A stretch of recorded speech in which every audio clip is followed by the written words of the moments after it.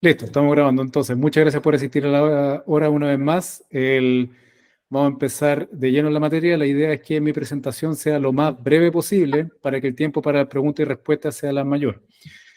Con particular razón en esta ocasión, porque vamos a hablar de las obligaciones del empleador y lo que voy a hacer más bien es una suerte de la síntesis que uso yo para hacer una suerte de clasificación, muy grosso modo, de las obligaciones que le corresponden al empleador según el Código del Trabajo.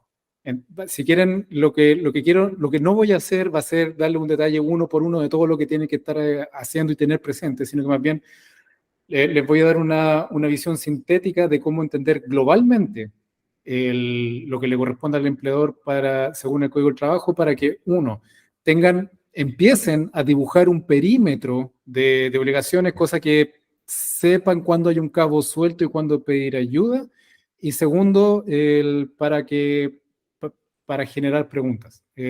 Voy a tocar varios temas, voy a pasar, pues sobrevolar este tema. La idea es que sepan, probablemente pongan en relación, ok, entonces la inquietud que por ahí tengo tiene que ver con mi calidad de empleador en esta parte, y entonces genero la pregunta, y ahí sí me van a tener por una hora para responder todas sus preguntas. Entonces, estando anunciado la finalidad de este webinar, que va a ser un poco diferente porque va a ser muy general mi presentación y ojalá que sean muy puntuales sus preguntas. Acabo. Si me confirman que se ve la presentación. Sí, sí, se ve. Listo. Empezamos entonces. Por cierto, recuerden que estamos en redes sociales. Voy a poner más adelante este mismo código QR en la presentación. Lo pueden pescar con su celular y escanearlo para que nos sigan en todas las redes sociales. De hecho, en los últimos 2 meses y en el mes de mayo también voy a hacer pequeñas cápsulas de derecho laboral, que son más o menos los botones que deben saber apretar cuando tienen obligaciones de esta naturaleza. Entonces, obligaciones del empleador. Esto gira, bueno, por naturaleza está, por construcción, está prácticamente todo, o en la voluntad normativa, en el Código del Trabajo, y la voluntad del Código del Trabajo es concentrar el máximo en el contrato de trabajo y su voluntad de que sea un contrato indefinido de trabajo. Digamos, el contrato de trabajo es el centro a través del cual orbitan todas estas obligaciones. Entonces las voy a clasificar grosso modo en antes, durante y al final del contrato de trabajo. La de antes es lo más fácil de resumir. Incluso antes del inicio de la relación laboral, ya en calidad de empleador futuro tienen una obligación que es general de no discriminación. De hecho, los primeros artículos del Código del Trabajo son relativamente extensos y se dedican a insistir sobre cuánto puede ser discriminatorio, que es mucho. Quédense con que la única discriminación que es válida es aquella que tiene que ver con las competencias necesarias para determinado puesto de trabajo. Eso es todo. Todo lo demás es discriminación. Después está durante el contrato de trabajo, una vez celebrado, y celebrado, recuerden en el webinar pasado que es consensual, es decir, no hace falta que esté escriturado. Y la que está en el término. Entonces, durante la relación laboral, ¿qué tienen que ver? Durante la relación laboral tienen, primero, y antes de lo que aparece en pantalla, la obligación voy a volver entonces, tienen el deber de escrituración. Lo primero que tienen que hacer, y es de carga del empleador, es escriturar el contrato de trabajo. Existe contrato de trabajo si hay uno trabajando para otro con relación de subordinación y dependencia. Si quieren estar a la buena de la dirección del trabajo y la declaración de aquel trabajador, dejen las cosas pasar. Según el Código de Trabajo, hay un contrato de trabajo. Es deber del empleador escriturarlo. Y en la escrituración, ya revisamos, los reenvío al webinar que hicimos antes específicamente sobre contratos de trabajo. Luego, más allá y por sobre lo que aparece en el contrato de trabajo, el código, léanse este artículo, lo envío a visitar el Código de Trabajo, y les recomiendo la lectura del artículo 184, donde aparece el deber general de cuidado y de protección que tiene el empleador sobre la vida y la salud y la integridad de sus trabajadores. Y ahí están dispuestos cuáles son todas las pequeñas obligaciones positivas a las cuales el empleador está obligado para que sea efectiva la protección a los trabajadores. Hay una garantía general que tiene que ver con sus derechos constitucionales. De hecho, existe una acción específica que puede usar el trabajador para defenderse, que es la de tutela de derechos fundamentales. En particular, aparece en el código que el empleador debe tener reserva de los datos privados que obtiene del trabajador con ocasión del contrato de trabajo. Se regula específicamente la investigación y acoso y sanción del acoso sexual, es decir, dentro de los problemas que pueden tener, que pueden ser fuerza, violencia, cualquier conflicto que pueden tener, específicamente el de acoso y el de maltrato, están regulados en el código. El derecho a saber y el de obligación de informar. Esto tiene que ver con identificar cuáles son los riesgos laborales que pueden causar enfermedades laborales o accidentes en el trabajo al trabajador. Es deber del empleador identificarlos y comunicárselos al trabajador. Ese es el derecho a saber del trabajador. Desde que tienen el primer trabajador, tiene que estar afiliado puede ser una mutual de seguridad, básicamente, creo que el de por defecto es el Instituto de Servicio Legal, pero tiene que estar afiliado a una mutual y esa mutual los va a ayudar ISL. activamente, perdón, ISL, exactamente, y esa va a ser, bueno, de hecho pueden recurrir, sí, desde el primero están afiliados, van a estar pagando activamente una prima, una cuota, que aumenta en caso de que sean siniestosos, o sea, si tienen mucho accidente, y hay gente a la que le pueden pedir activamente ayuda para capacitación y básicamente entender qué diablos y de qué forma tienen que cuidar positivamente a sus trabajadores. Después existen normas particulares. A mí me preguntan harto, está la sobrecarga y descarga de manipulación manual, sobre todo los que trabajan en faena física. Creo que el máximo que se puede levantar por persona son 25 kilos. Por sobre eso te obligan a tener una grúa. Y recuerden siempre tramitar licencias médicas. O sea, en contrato de trabajo van a tener que especificar si están en ISAPRE o FONASA, y después, en caso que el trabajador le presente licencia, tienen que tramitar dentro de plazo, a través del TIAT, cada licencia que le presenta a sus trabajadores. Eso va a permitir que sea el sistema de salud el que cubra la necesidad del trabajador si es que son por ausencia de más de 3 días. Protección, ya, después, ¿qué protección específica? Ya, esta es la protección general sobre el cuidado de los trabajadores. Después establece deberes de protección más específica, y el típico caso está el de la maternidad. Sepan entonces que por causa del embarazo, la trabajadora va a tener derecho a periodo de descanso. Está el postnatal, que son 6 semanas antes, el permiso postnatal parental, que son 12 semanas después, y que puede variar al final si es que el trabajador vuelve al trabajo en forma completa o en media jornada. Si es media jornada, básicamente el periodo dura un poco más de tiempo. En ese caso, la trabajadora recibe un subsidio según su plan de salud con algunos límites, que sirve para que no sea el empleador el que pague la remuneración durante todo ese tiempo, sino el servicio de salud, y esto se calcula de una forma específica. Lo digo para que anticipen digamos, el régimen de pago de los subsidios para sus trabajadores que puede ser usted mismo, si se está contratado por su empresa. Esa trabajadora también va a gozar de fuero laboral, que dura 1 año, desde que se tiene al niño, y va a tener derecho esa trabajadora a alimentos para menores de 2 años. O sea, hasta que la guagua tenga 2 años, tiene derecho a ausentarse. Básicamente tiene que manipular la jornada para que pueda amamantar al menor, y en caso que el padre sea un dependiente de otro empleador, y en definitiva, según lo que disponga la madre, también puede tener derecho a esa protección de maternidad específica, porque se protege maternidad y paternidad. Hay otras normas sobre algunas modalidades de trabajo. Las más típicas son las de teletrabajo. Aunque no lo crean, hay que informar sobre los riesgos que impone trabajar desde la casa. Hay normas sobre trabajo en altura. sea, si van a la faena minera, Coyahuasi, a 3.500 metros de altura, tienen que sacarse exámenes médicos preventivos, no llegar y subir a los viejos sino más.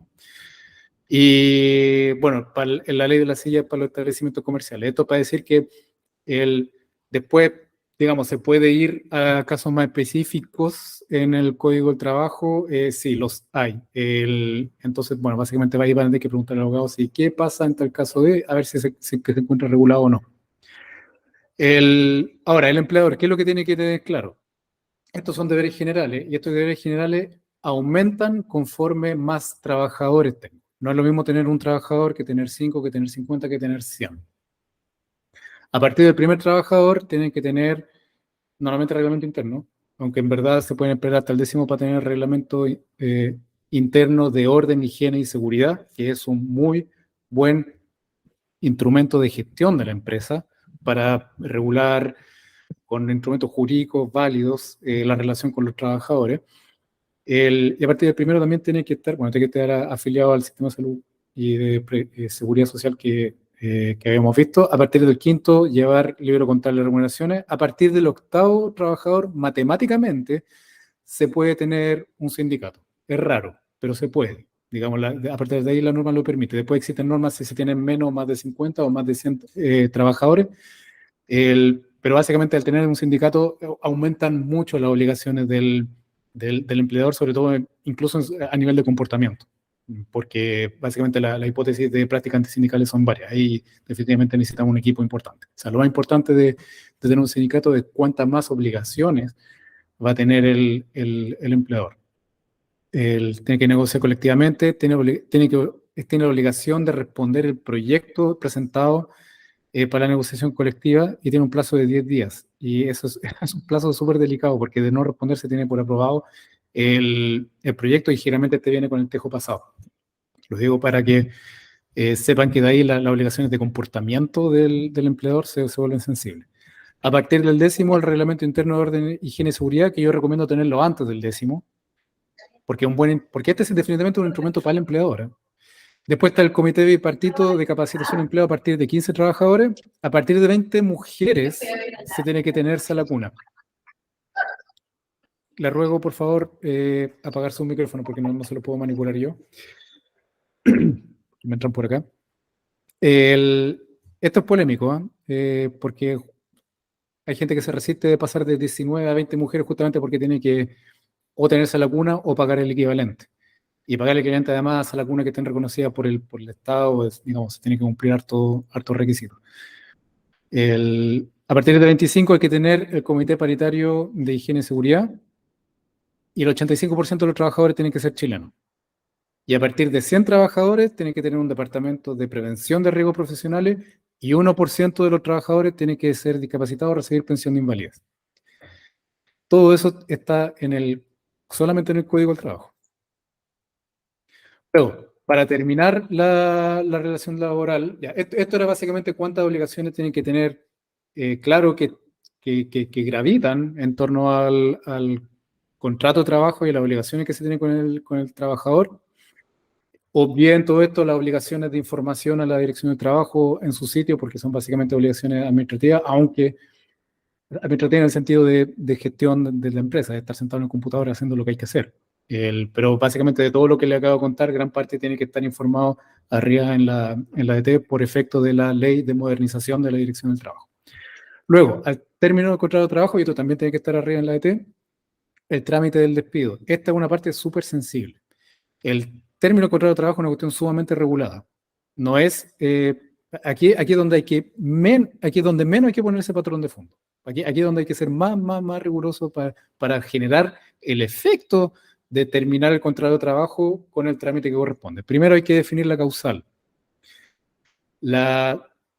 Si quieren podemos dividir en 3 grandes categorías las causales. Son aquellas pacíficas, donde las dos partes están de acuerdo, aquellas conflictivas, donde básicamente es por disciplina o por un incumplimiento grave, donde ahí está la gran dificultad de prueba de esa causal. Generalmente la única fácil de probar es la de cuando falta un trabajador 2 veces, o sea, 2 días seguidos.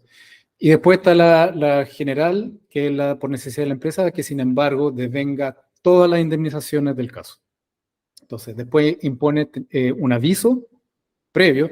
Toda la causales se tiene que avisar. Cuando se va a terminar, incluso la por plazo, o sea, por vencimiento el plazo, incluso esa tiene algunos días por respetar para avisar que se va a hacer uso de esa causal para terminar el contrato de trabajo. De hecho, si el contrato de trabajo que era determinado en el tiempo, contrato definido, si se pasan al día siguiente sin haber hecho nada, el efecto no es que se termine el contrato de trabajo, sino que pasa a ser un contrato de trabajo indefinido.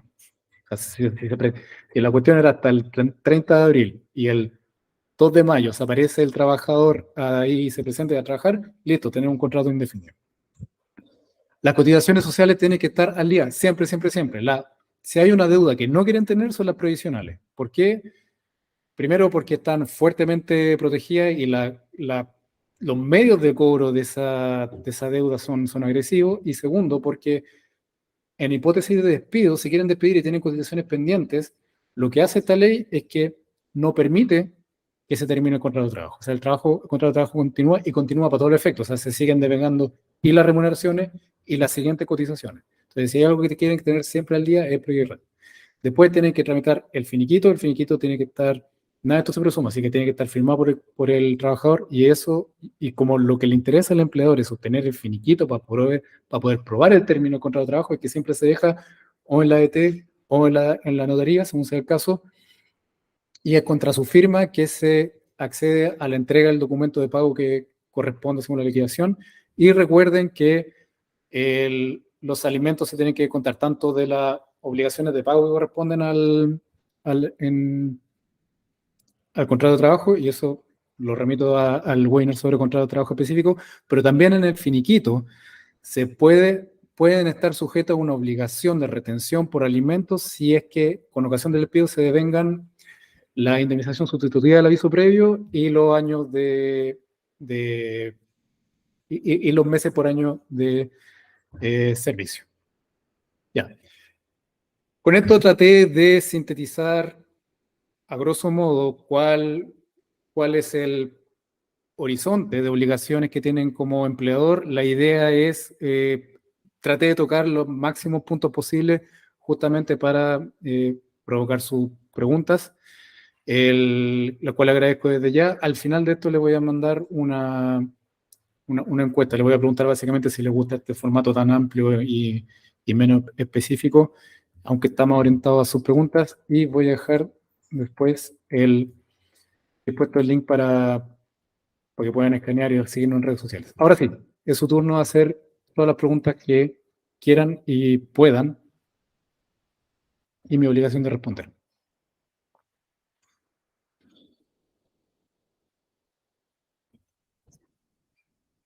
Pueden levantar la mano desde ya.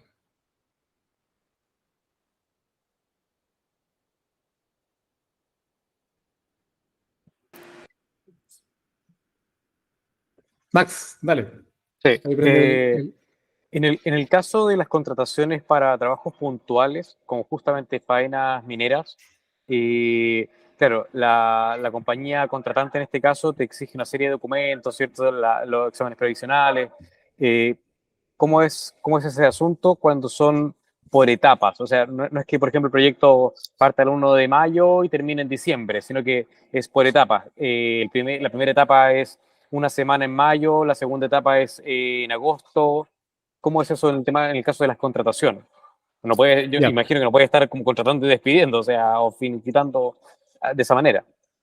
Ya, justamente ahí excelente pregunta, porque hay que recordar como empleador que una de las ambiciones del Código del Trabajo es tender al contrato de trabajo indefinido. Entonces, todas las excepciones a eso, o todas las circunstancias media tinta que obstan a eso, se la aprieta cada vez más justamente para pasar al indefinido. En el caso de la etapa, lo que más se adecua hasta acá con la información es el trabajo, el contrato de trabajo por faena.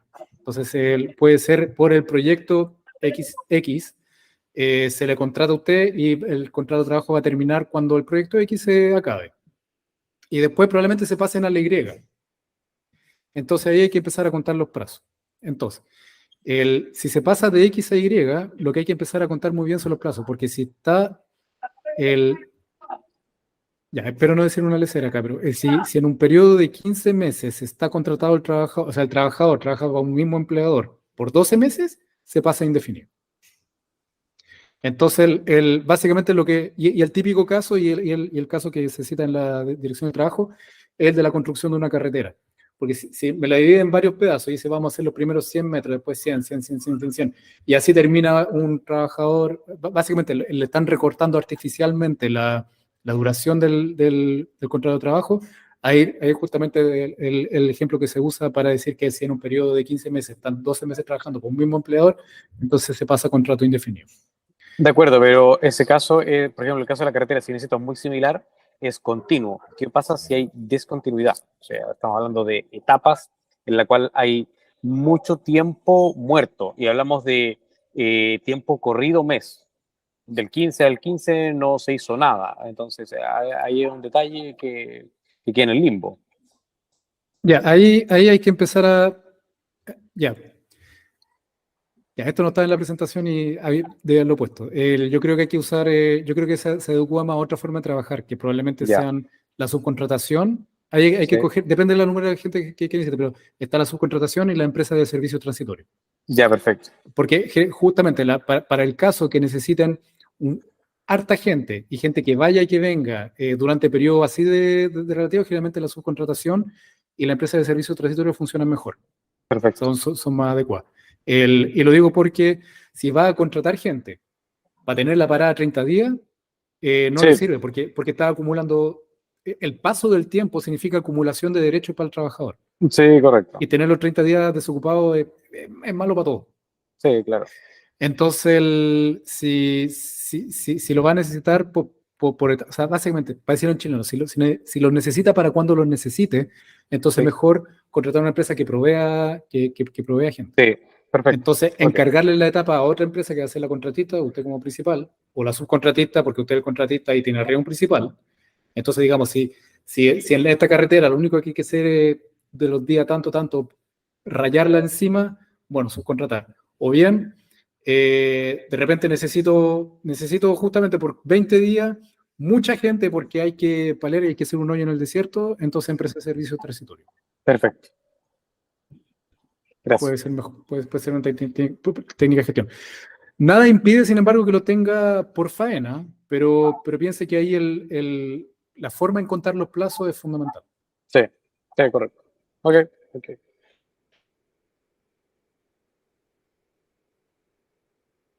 ¿Preguntas? Si no preguntan, es porque Carlos, voy a mi agregar, estudio no va. Sí. hola, ¿cómo estás?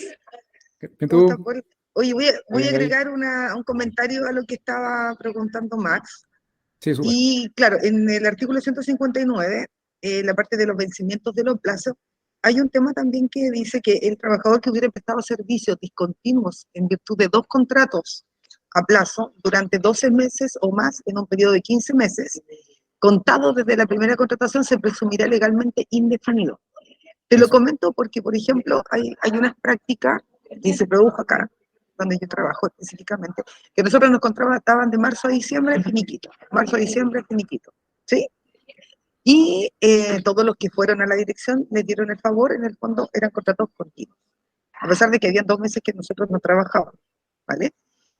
Y les han dado el favor al trabajador de reconocer la antigüedad, a pesar de que hemos tenido 5 contratos, 10 meses, 10 meses, 10 meses, 10 meses, ¿sí? Entonces hay un tema también, porque son contratos a plazo, pero si hay una continuidad de ese plazo, después termino plazo, después termino, ¿ya? Se entiende que hay una relación que es de carácter indefinido, ¿ya? Entonces acá, por ejemplo, después nos hicieron hace como 2 años atrás un contrato y dice el contrato desde hace 2 años atrás, pero hay personas que tienen hace 5 o 6 años atrás. Entonces, si reclamaran ante la Dirección del Trabajo, les reconocerían toda la antigüedad hacia atrás. Entonces, no es llegar y renovemos, terminemos, renovemos, ¿entiendes? Tiene que haber, si alguien demuestra que existe un vínculo que va y vuelve, eventualmente pasa a ser un contrato de carácter indefinido. Eso. Sí, tal cual. La pregunta, perdón, de Gabriel Abulto, que la había escrita, ¿cuál es el plazo de aviso de término para contrato a plazo fijo? Depende de la duración del plazo. Porque pero básicamente hay normas para que dicen 5, 3, 2 días. Si son plazos más cortitos, si son contratos que duran menos, el plazo es menos. Y ahí habría o sea, habría que saber cuál es el plazo del contrato. Habría que. Claro, tengo la duda al respecto de eso mismo, porque yo entendía que era 3 días, Sí, pero esa es nunca he sí. encontrado como el artículo, la mención específica que si, por ejemplo, si el contrato a 3 meses o a 6 meses, igual son 3 días o cambia el plazo. Ahí tengo como la duda. Yo entiendo que son 3, pero también he escuchado lo que tú acabas de decir, que pueden ser 5. Sí, a ver, puedo buscar así eso sobre la misma en el Código del Trabajo, pero lo que hay que guardar ahí, generalmente cuando uno te hace esa pregunta, siempre, aunque se la sepa, va al Código del Trabajo porque no te quería equivocar en esto, pero sí, Claro, lo que sí hay que retener como obligación del empleador es que hay que dar aviso, porque el efecto natural es que se pase a contrato indefinido, y el plazo, creo que el plazo mínimo son 3 días antes del vencimiento del plazo. ya. O sea, básicamente, avisa 5 o 6 días antes. Y va a estar bien. Y el aviso tiene que ser bueno, es simpático hacerlo al mail, pero normalmente hay que mandar carta certificada al domicilio que aparece en el contrato de trabajo del trabajador y con copia a la dirección del trabajo. Y subir toda esta información al sitio del empleador en la dirección del trabajo para estar seguro que esté bien tramitado. Al final son tantas diligencias que uno lo hace antes del tercer día, porque si no después está ahí con termina ahí apretado, y un despido mal tramitado es siempre un dolor de cabeza espantoso para el trabajador, para el empleador. Vale, gracias. Max. Sí. ¿Qué ocurre en el caso de la contratación en base a honorarios? Yo me topo mucho, o sea, yo hago mucho eso porque nosotros estamos en Santiago y tenemos una persona que nos presta servicio en Temuco, ¿ya? Son cosas súper rápidas. El hecho es que es más conveniente tener esa persona allá que estar viajando por algo de media hora, 8 horas allá de ida, 8 horas de vuelta. Entonces, claro, él emite una boleta, no son todos los meses, pero yo creo que al año debemos ejecutar unos 15 trabajos. Son trabajos de un día, ya son de hecho mediodía. Pero, ¿qué ocurre con eso?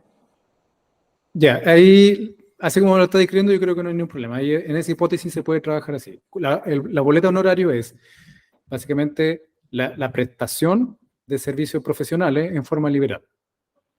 Entonces, yo mismo, yo podría ser abogado, te hago una diligencia directamente yo, no a través de mi sociedad, y voy a terminar emitiendo una boleta por aquella prestación particular. Entre tú y yo no va a mediar una relación de subordinación y dependencia. O sea, no voy a estar ahí para cuando tú quieras, en el horario que quieras, en el lugar que tú quieras, y ni voy a cumplir tus órdenes, ni te voy a tener que rendir cuenta, ni tampoco depende de ti porque tengo más gente, ¿no? La relación de dependencia es porque básicamente tu único cliente es tu jefe. Sí. Y si él te corta todo, hay un problema. Entonces, si tienes una persona que está en otra parte, que trabaja, que tú lo único que haces es el encargo, y él ve cómo se la arregla, y te entrega la pega, y contra eso te emite una boleta, y le paga lo que te cotizó en la parte del mes que te corresponda según lo que te cobró, da lo mismo que sea 1 o 100 veces en el año. Ese es alguien que está trabajando en forma liberal. Ahora, si empieza a parecerse por la regularidad de la relación a un contrato de trabajo, definan. Es sano para tener a alguien que queda con el que tiene una práctica común, celebrar un contrato de prestación de servicio a honorario profesional. Entonces, y lo hacen en 2 planas, donde básicamente van a estar escribiendo negro sobre blanco que excluyen las normas del Código del Trabajo y se van a regir por las normas que correspondan del Código Civil. Y de ahí básicamente es precio por pago contra la boleta con la retención del 13%, fin de la historia, hasta que se parezca un contrato de trabajo. ¿Por qué digo eso? Porque generalmente cuando están en zona gris, si se parece mucho a una relación de subordinación y dependencia porque están a la buena suya, porque pagan el día 30 siempre el mismo monto de plata y de repente se aparece, o te dicen, oye, estás en Temuco, pero te necesito en Valdivia, pégate el pique, ya, sí, ahí voy, don Max. Ahí básicamente el día que dejen de trabajar, puede que haya suficiente, no sé, tiene hasta tu mail corporativo, entonces ahí pueden terminar donde la dirección del trabajo diciendo, oye, sé que en verdad lo que teníamos era una relación de subordinación y dependencia, consigue probar por los hechos el contrato de trabajo, no había nada escrito, entonces van a estar a la buena de la declaración del que demandó. Y si es suficientemente espesa las tesis de aquel supuesto trabajador, van a terminar, bueno, podría llegar a aprobar un contrato de trabajo con todas las consecuencias que de eso se sigue. Perfecto, perfecto. Por ahora, claro. Muy bien, muy bien. Para tenerlo claro con esa persona, ojalá un contrato muy sencillo, donde diga, tú haces esto, yo te pago esto, con tal periodicidad, y excluimos expresamente la norma del Código de Trabajo, que podría ser una linda cosa para presentar en la dirección, diciendo, oye, Lo más probable es que, relación de la bueno, fibra. ahora le tengo que hacer un contrato por un trabajo que hablaba de la faena minera, así que tengo que hacerle contrato para que se vaya a llevar al norte, así que ahí, bueno, le vamos a hacer el contrato indefinido. Ya, claro. ¿Y ahí va a estar al tiro indefinido? Eh, no sé, va a depender de él. Yo se lo he ofrecido, pero Ya. va a depender de él en realidad. Sí, En un contrato de trabajo hay dos partes, empleador y trabajador, entonces básicamente tienen que estar de acuerdo para sí, llegar a firmarlo. sí. Entonces, básicamente usted también con empleadores tiene que conseguir interesar al trabajador. Ahora, Sí, correcto. como gestión, como práctica, y lo cito justamente a mito de esto de la boleta. Hay una suerte de mito urbano, yo he escuchado muchas veces que no, que es legal tener a alguien 3 meses con boleta antes de hacerle contrato de trabajo. Es una práctica, hay gente que lo hace, que le encanta, que por ahí hasta le resulta, pero no tiene ningún respaldo legal de nada. Lo que Ok, sí es legal, que sirve justamente para hacer pasos escalonados hasta el contrato de trabajo indefinido, que el que devenga la mayor cantidad de obligaciones, es combinarlo con el contrato a plazo. O sea, por ejemplo, si van a empezar con alguien, pueden empezar por 2 periodos seguidos, puede ser de 30 días, 60 días, 90 días. Y entonces hace ya un primer contrato de 60 días. Ah, funcionó bien. Renovemos otros 60 días más y ahí al menos tienen 4 meses de práctica con esa persona para antes de pasarse el contrato indefinido. Ahora, ojo, no hagan eso, no usen periodos muy largos porque la verdad el mejor contrato de trabajo para el trabajador es el que más dura según el plazo. O sea, si a mí me ofrecieran un contrato de trabajo, si estuviera interesado y me ofrecieran un contrato de trabajo por 5 años o un indefinido, prefiero el de 5 años. Porque ahí estoy seguro que ya, tengo pega 5 años. Porque si me despiden, me tienen que pagar los 5 años, porque tengo derecho a 5 años. de En cambio, acuerdo, el indefinido, me pueden despedir al día siguiente. de acuerdo. Entonces, no, o sea, si quieren tener un tiempo previo de prueba, digamos, para ver si se llevan bien con alguien, usen periodos, sin embargo, cortos, sabiendo que tienen derecho a una renovación y después de eso es todo nada. Ya, ok. Perfecto.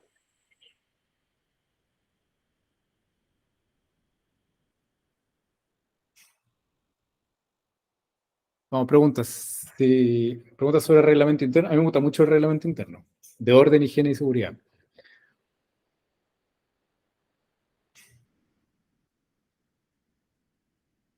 ¿No? ¿O se sabe en el código? Yo te voy a preguntar al tiro, pero tengo una pequeña urgencia de un par de minutos, así que te voy a preguntar al tiro. Tranquilo, pero hay tiempo, yo tengo paciencia. Si no le pregunto yo, cuidado.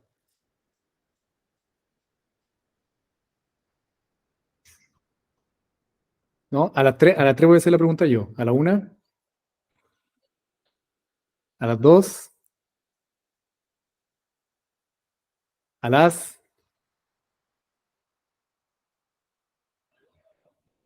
3. Díganme, si estuvieran contratando, el,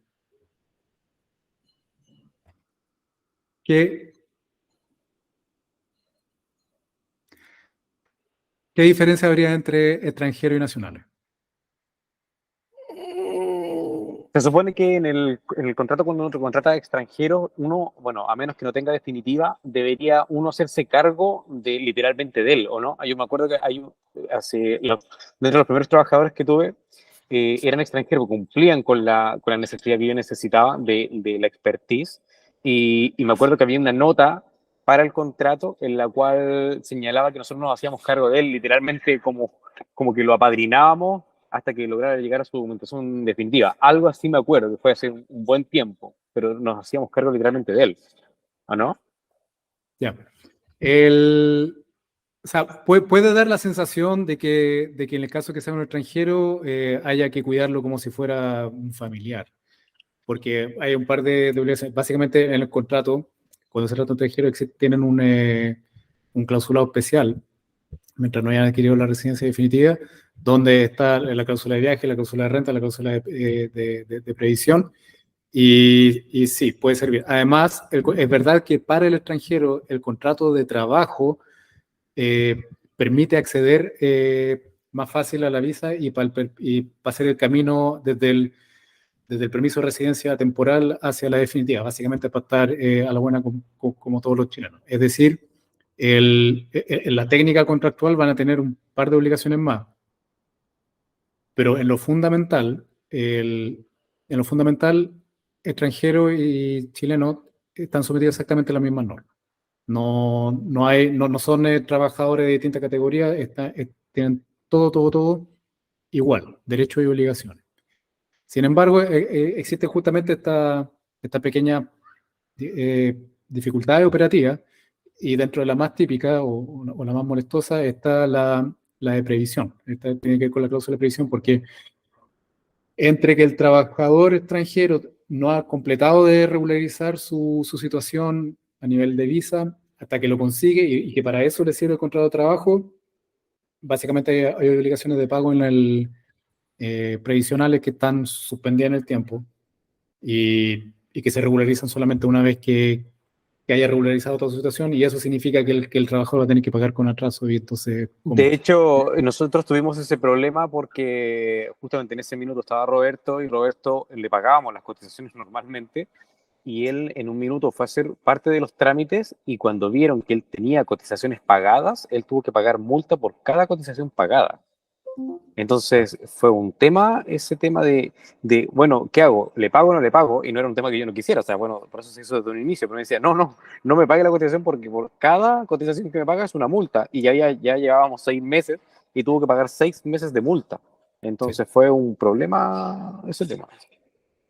Sí. Exactamente eso es lo que pasa. Pues si se fijan, en principio tienen exactamente los mismos derechos y obligaciones trabajadores extranjeros y nacionales, pero que tienen esos problemas de suerte operativos, que hasta que no tengan todo regularizado, uno no consigue, aunque quiera, y ese breve mensaje, que aunque uno quiera y esté activamente ocupado de esto, a veces no es posible cumplir con la norma y tener que soportar consecuencias. Ahí Gabriela levantó la mano.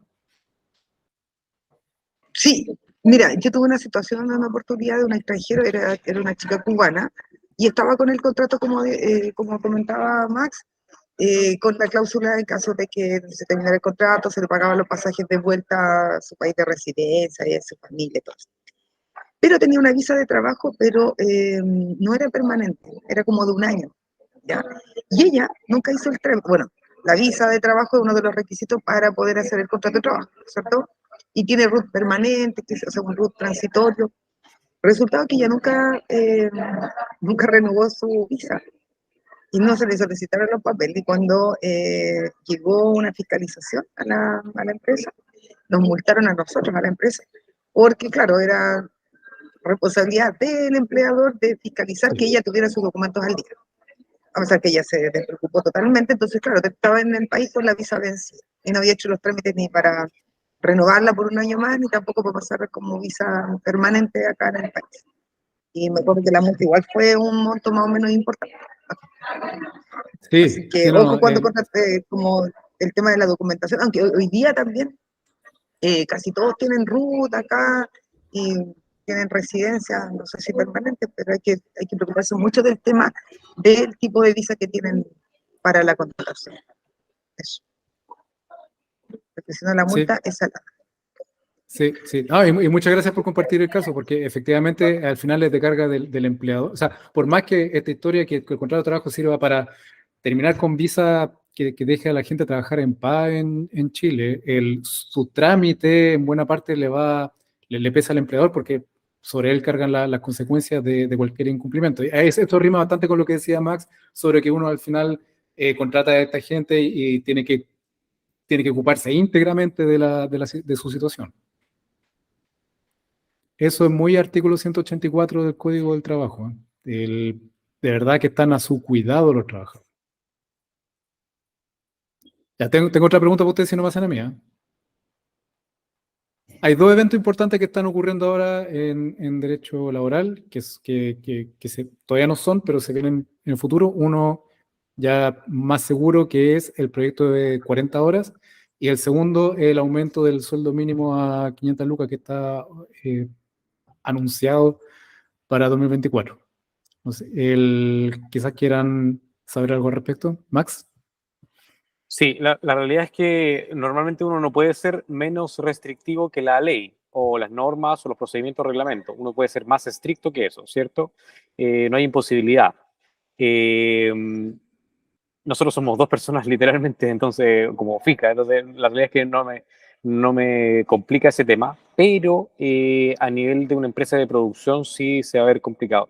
¿Cómo se compatibiliza la poca producción o los tiempos de producción cuando en verdad o le recortas el tiempo, ¿cierto? Y no sabes si añadir una persona más y añadir una persona más para cubrir ese poco tiempo, porque no es mucho, a menos que sea un volumen grande, con la producción. Es súper difícil. O cómo pasarte cómo te pasas de las horas. Hay proyectos nuestros que involucran muchas veces 4 horas de trabajo en el día, ¿ya? Y ya no puedes avanzar nada más, así que simplemente dejas de hacerlo.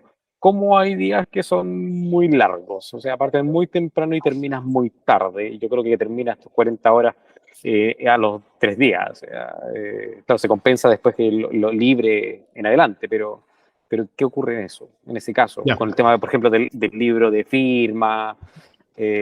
Nosotros tenemos una pequeña flexibilidad, y voy a compartir mi caso, en la cual hoy día a las personas que se tienen que contratar y la que está contratada aparte de yo, ya no tenemos 3 semanas de vacaciones al año, es un mes, ya lo tomamos, ahora hay que hacer los anexos.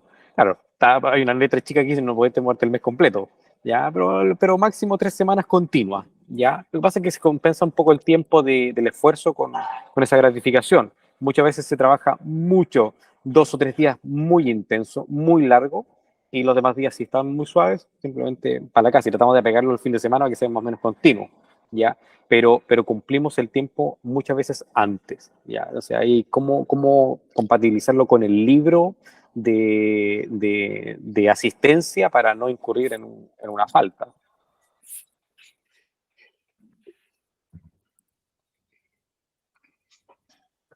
Te ríes por... Gracias, me tengo que retirar. Gracias, Gabriela. Cuídense, Sí, un gusto. está bien. Chao, Gabriela, que estés bien. Chao. Chao, que estén Ya, bien. la súper buena pregunta. Y voy a concentrarme primero en la jornada y después lo voy a combinar con las vacaciones. Perfecto. La jornada, ¿qué es lo que tiene que saber un empleador sobre la jornada? El principio de base es que él tiene que tener presente que es su obligación organizar la jornada porque es derecho del trabajador poder saber cuál va a ser la jornada semanal que va a tener que cumplir. O sea, básicamente tiene que llegar el lunes sabiendo cómo se viene su día laboral hasta el viernes. Eso es. Eso quiere decir que puede cambiar semana a semana. En la medida, lo que hay que respetar al trabajador es saberle que sepa cómo se le viene la semana. Eso es. No puede cambiar de un día para otro, pero sí puede cambiar de una semana para otra. Después, ¿qué cambia con la nueva ley? Hasta acá se podía distribuir 45, o sea, aún se puede distribuir 45 horas a la semana, entre 5 y 6 días a la semana, con un máximo de 10 horas al día. Esa es la regla general. Esto acá, ahora, el cambio tengo entendido que son 40 horas a la semana, que se pueden repartir entre 4 y 6 días a la semana, con el mismo límite de 10 horas. Entonces, básicamente tenía un stock semanal de 40 horas que puede distribuirla intensivamente en algunos días, con un máximo de 10, y disminuir el resto de los días con 2, 3, lo que sea, hasta cumplir 40 horas semanales. Para cumplir con este sistema de jornada, también existe un mecanismo para el empleador que establece esta norma de ley que es promediar la duración de la semana. Si hay, o sea, esto es para decir que la primera parte de la respuesta es que dentro de una semana puedes distribuir las horas entre 4 y 6 días. Entonces, en una semana puedes hacer, qué sé yo, 3 días con jornada de 10 horas y tienes 30 horas, y después te quedan 10 horas más, puede ser 5 y 5. Listo. Ya. Ahí creo que sume 40. Ahora, ¿qué pasa de semana a semana? ¿Qué pasa si tenías una semana muy intensa y otra muy floja? Entonces ahí para cumplir con el promedio de las 40 horas, se puede promediar de semana a semana. Entonces podéis tener una semana de 45 horas como siempre la tuviste, pero la siguiente semana tiene que ser de 35 y ahí está promediado. Y en un mes, al menos 2 semanas tiene que ser efectivamente de 40. Ok. Esas son las reglas que están atacadas. Ahora, la ley se esperan publicarla el 1 de mayo para combinarlo con el Día Internacional del Trabajador. Todavía, digamos, no sé si va a sufrir algún efecto cosmético, pero ahí está la respuesta a qué hago ahora con mis trabajadores. La verdad que siempre has tenido derecho a organizar la semana en la medida que respete el máximo legal de estas 45 horas, es decir, por debajo de eso la puedes distribuir como quieras, en la medida que no sea más de 45 horas a la semana. Si fueran más de 45, básicamente tenés que pagar la hora extra, que es el sobresueldo, con un recargo, pero tiene un stock de 45 horas que tú vas a respetar al trabajador si es que se lo avisa con anticipación. O sea, si tú le dices, aquí está la semana, listo, el derecho de básicamente ius variandi del empleador. Y ahora con esta nueva regla básicamente tienes menos stocks de horas, pero puede distribuirlo en distinta cantidad de días y puede promediar de semana en semana si tiene cargas de trabajo que varían mucho. Aquí es donde es súper útil el reglamento interno de orden, higiene y seguridad. Porque para que esto no aparezca así como una especie de capricho del empleador que le dio por manipularme la semana, y el trabajador quizás no está enterado y está más concentrado en su sistema de vida familiar, y esto es una sorpresa. Bueno, para que no sea sorpresa, el reglamento interno de orden, higiene y seguridad, ahí es donde puede aparecer toda la política. Y entonces, básicamente todos esos criterios, en vez de estar anunciándolo oralmente y estar defendiéndolo a cada rato o a cada vez que lo que quieran implementar, lo escriben, se lo entregan, lo tramitan como corresponde hasta entregárselo al trabajador y le dicen, mire, aquí en esta empresa las cosas pueden perfectamente ser así. Perfecto. No se pasan de los límites nomás. Ya, ahora las vacaciones.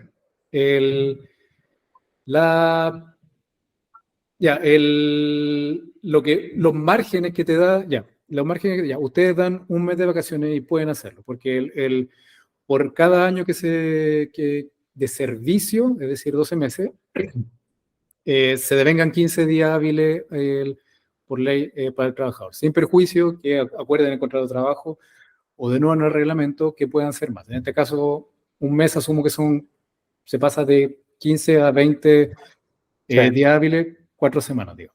Lo que pueden perfectamente poner que no se van a poder tomar 4 semanas seguidas, también pueden poner que no van a ser 3, porque lo que le reserva la ley del trabajador es que si fueran 10 días, ahí es prerrogativa del trabajador.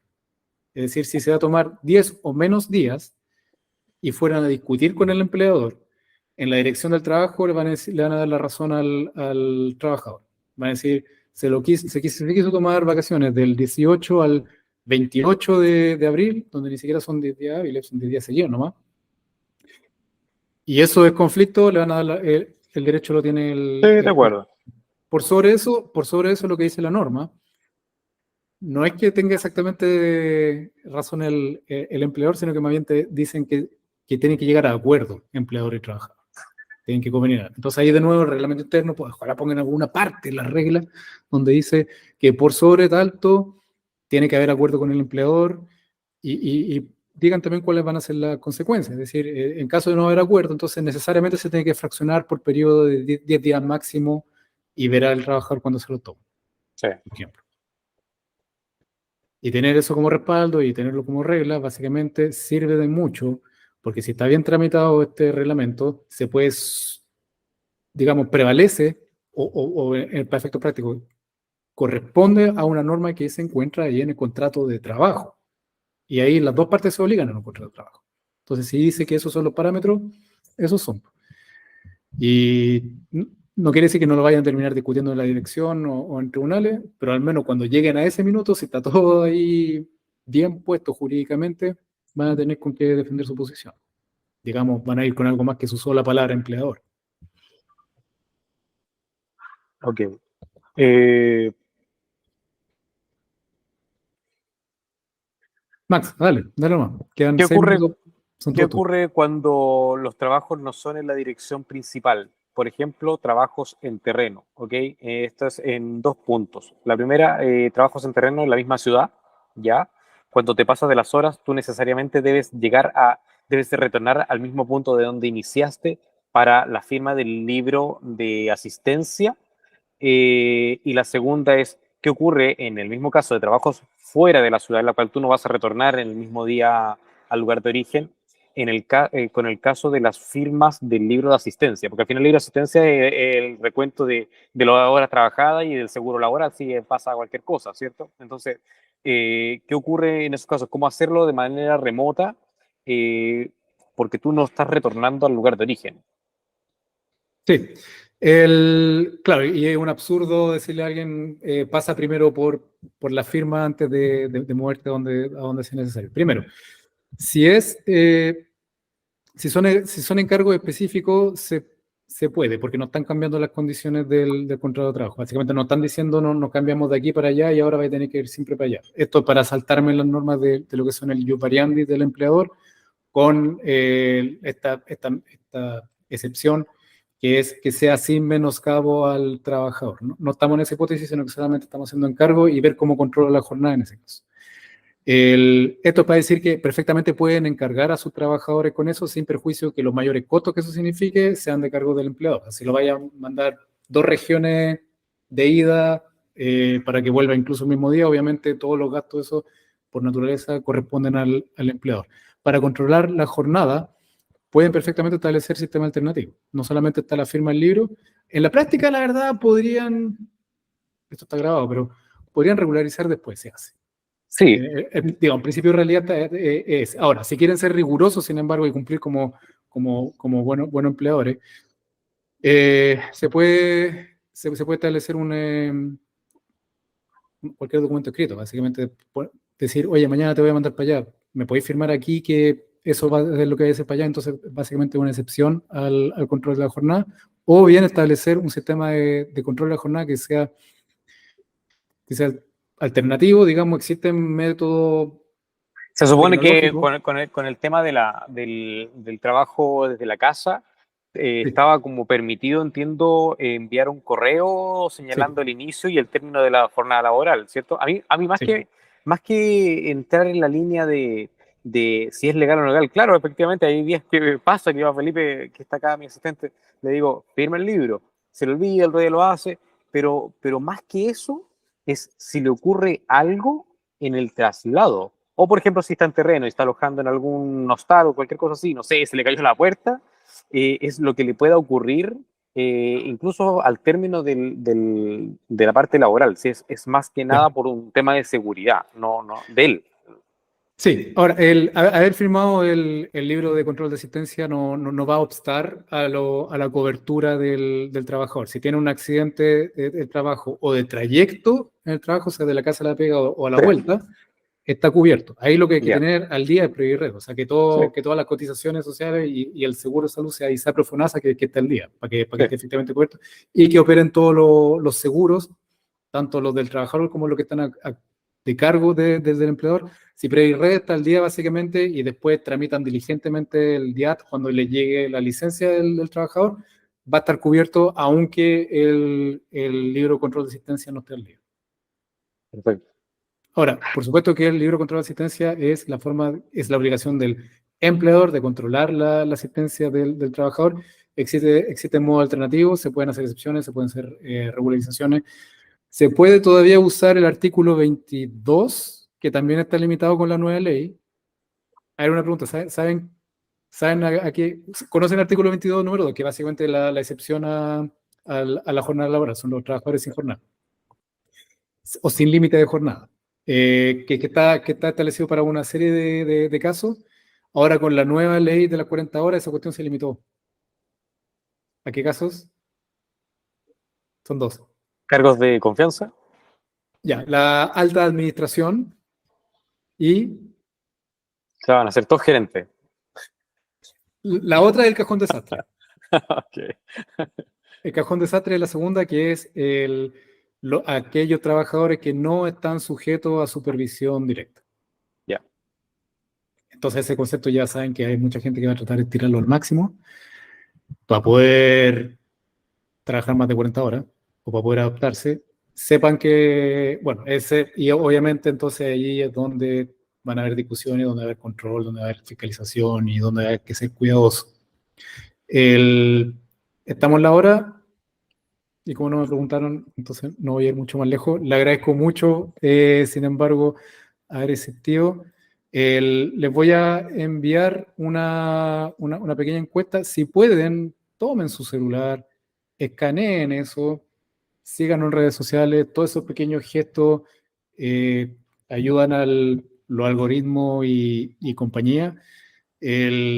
Yo soy nuevo en esto, hay gente detrás que me ayuda con toda esta historia, pero ese tipo de gestos y contestar la encuesta ayudan siempre, ayudan mucho. Si algo sale bien, es en gran medida gracias al feedback que nos entregan. Así que a los asistentes les agradezco mucho y sus preguntas y su asistencia. Y hasta la próxima. Gracias, Paul. Que esté muy bien, una gran Gracias, semana Paul. y te envío varios correos ahora pronto. Genial. Oye, ¿y Encantado. la encuesta? ¿Sí? ¿Ah? ¿Y la encuesta? La encuesta se la mando ahora por mail. Ya. Listo. Que esté muy bien. Ok. Chao, chao. Gracias. Hasta Chao. luego a todos.